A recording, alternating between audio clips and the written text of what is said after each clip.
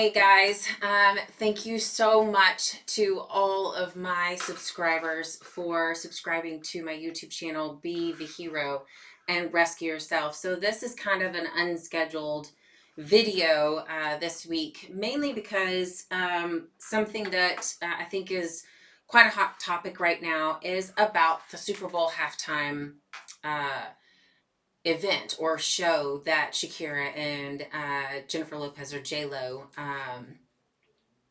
put on last night. So I've taken all day, walking my dog and really kind of um, focusing on my mixed feelings and why I have mixed feelings about the show from last night. Um, and here's a little bit of my mixed feelings, and I would love to hear your feedback and your comments. Please be respectful because this is my opinion and these are my thoughts and these are the things that I felt when I watched the show last night. And just wanted to put that out there just to hopefully get some positivity around it, but also the things that we need to think about as we start dedicating our lives to empowering young ladies. So, first things first, being 42 years old, just turned 42 last week, January 29th was my birthday, and watching Shakira, who is at the same age or around there in her 40s, and then J Lo looking fantastic at 50 years old. I mean, unfreaking believable. Um, I was blown away on how beautiful they are because when we get to a certain age, and it has been, in the past, when a woman gets to a certain age, she is no longer seen as beautiful or sexy or wanted, and they just kind of started, movie stars and singers and anyone in this industry knows that models, all of it, you're out by the time you're at a certain age. And if you're in your 40s or 50s, you might as well just go and sit in your house and eat bonbons and chips and guacamole and just let yourself go. Don't even worry about yourself anymore. Well, now we have started this, women are beautiful at whatever level and age and size and shape, and it's starting to become a great conversation um, internally with yourself, because I'm sitting there and I'm watching these two women who are at the age when, we should be thrown out the pasture, right? They are drop dead gorgeous. They are beautiful. They are different heights, different shapes. Thank God they have some booties. I'm just saying, booties are in, and I'm so happy because I happen to be a 5'8" girl with a booty. A nice size one. That's why my husband married me. But just watching these women get into themselves and own who they are and own their age and own their beautifulness at whatever level they are within their time in their life. And it was amazing to watch that part of it, and I respected that part of it. I respected the performance of it. As a former dancer and a public speaker, I respect the performance and the rehearsal and the time it took to pull all of that together, and I'm sure they are both exhausted. So I want to respect that side of it. But the other side that I also want all of us to also think about is, it's not that people out there are shaming Jennifer Lopez or Shakira. I went and saw Hustler. I mean, I saw Jennifer Lopez and Hustler. I was like, damn!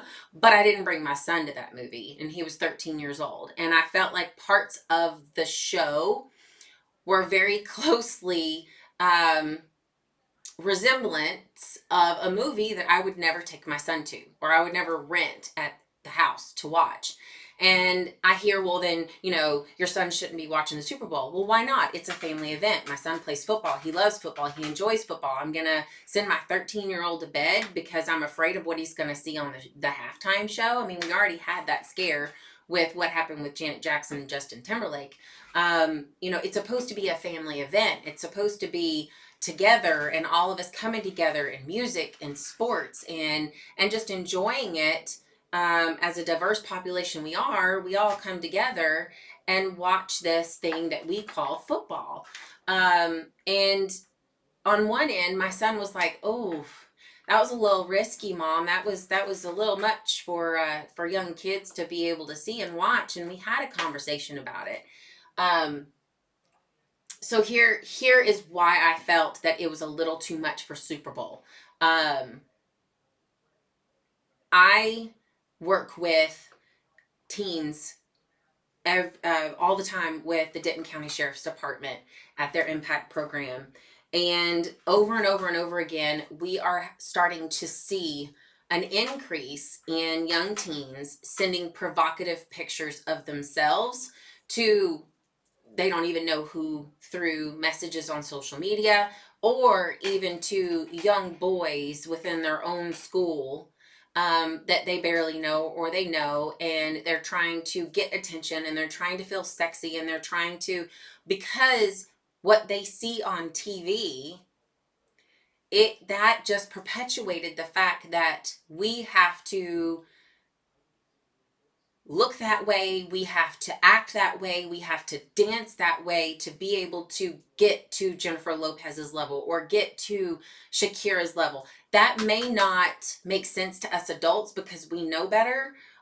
We know there's different ways for us to make it, and that may not be for us.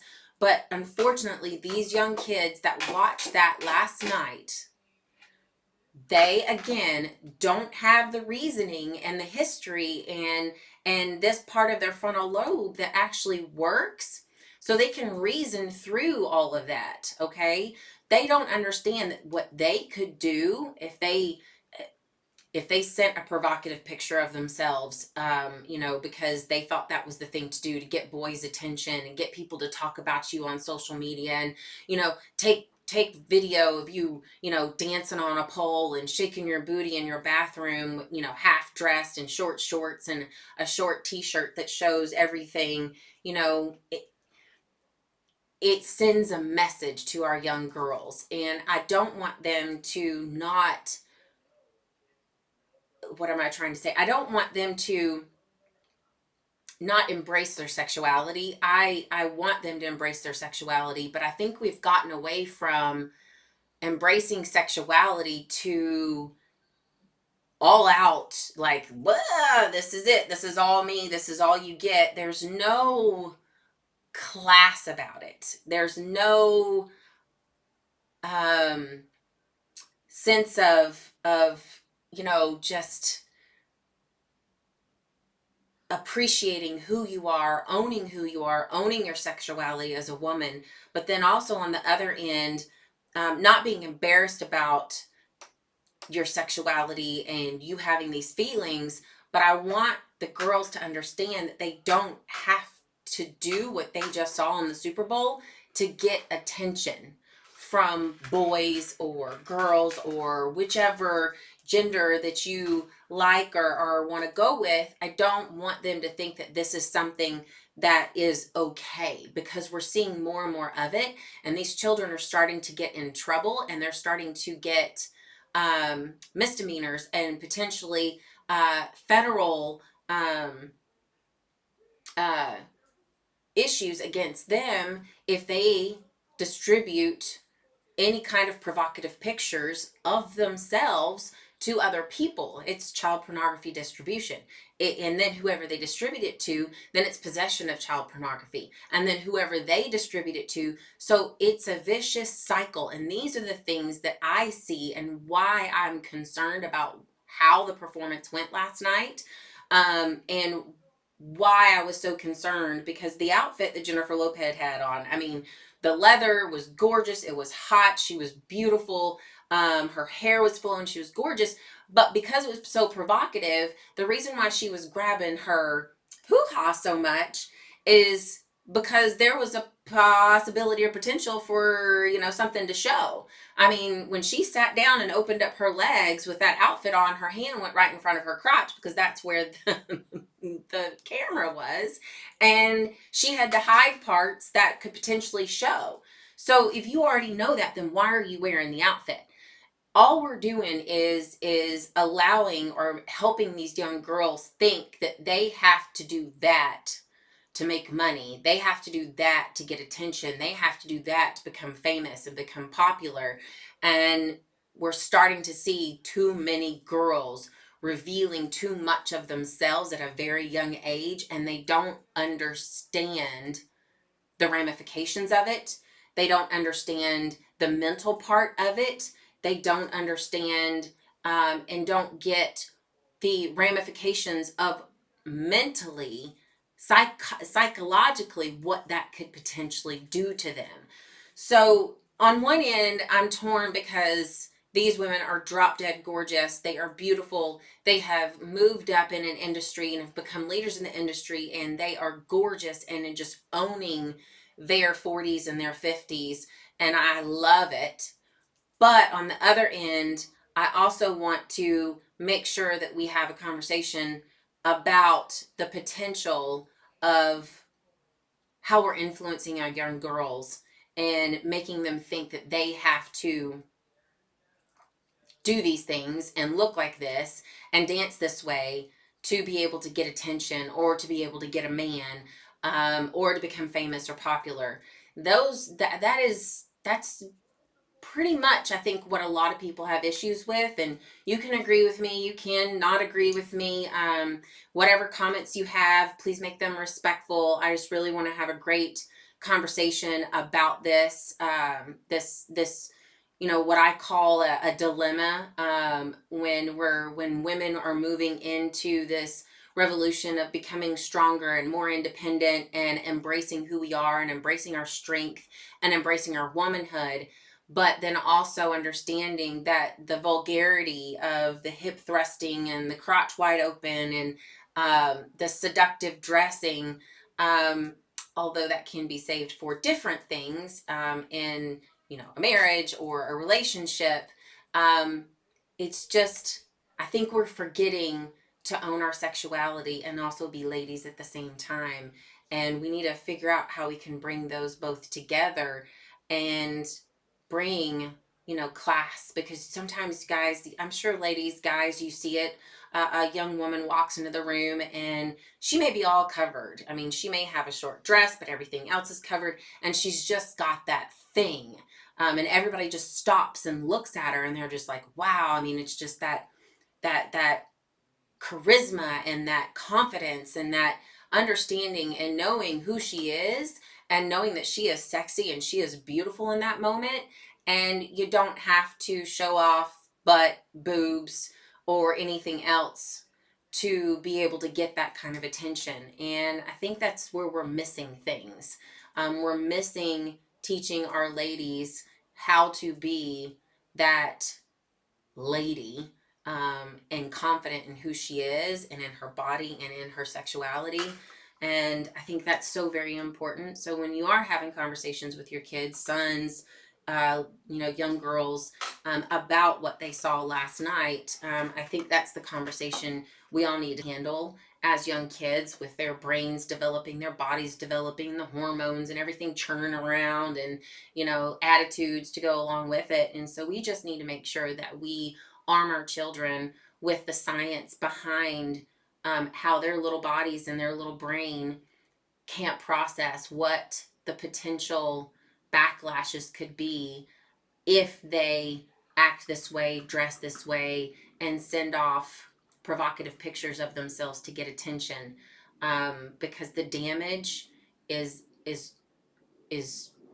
will be set in their lives for the rest of their lives, and it could ruin any kind of relationship that they have in the future. So I have a story about that one, but we'll get to that one later, in other podcasts. But I just wanted to say, I love you all, and please be kind and be sweet when people do have opinions and thoughts.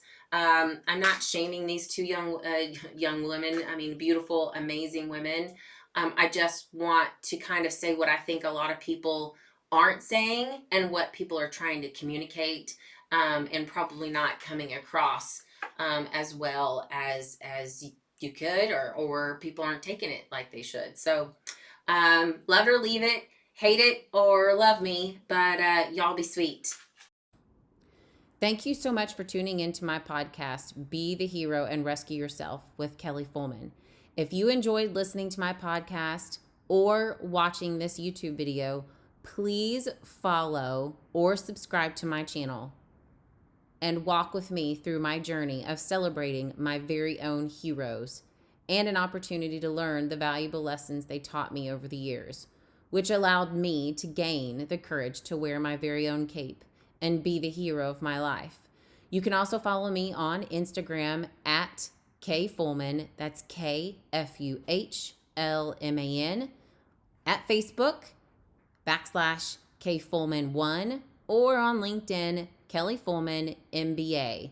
Also, please leave your comments below because I see feedback as a gift and it will guide me on how to help you gain the courage you need to rescue yourself.